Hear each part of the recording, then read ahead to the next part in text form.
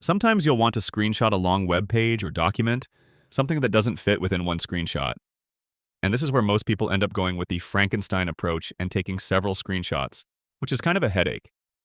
But there's a better way to do this. First, I'll take a regular screenshot, which on my tablet happens by pressing the lock button and volume down button simultaneously. When you see your screen flash, keep an eye on the bottom of your screen for the screenshot controls that briefly appear.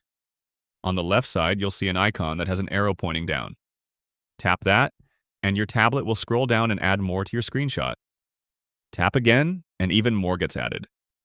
You'll basically keep tapping as long as you've covered everything you want to include in your screenshot. If your document is long like mine is, you can even tap and hold your finger until everything has been included. And once you're done, you'll simply let go, and your screenshot will be saved. Or you can use the share button on the bottom if you're quick. It goes away after a few seconds of inactivity. I can now go to my gallery and find my screenshot in there. It has the full document with everything I included, and I can zoom in to view it more closely. No need to deal with 7 separate screenshots. Click that like button if this helped, and subscribe for more easy guides like this.